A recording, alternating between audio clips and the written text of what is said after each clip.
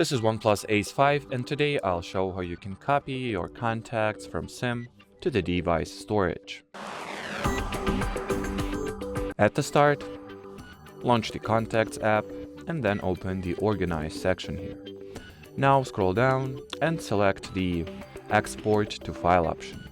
Now select your SIM card account, press Export, then select the path for this file, the export or the backup file to be saved to, and then press the Save button.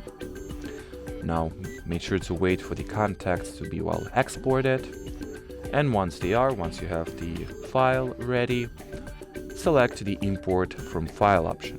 Now select the device here, then select your backup file, and that's pretty much it. Should we select the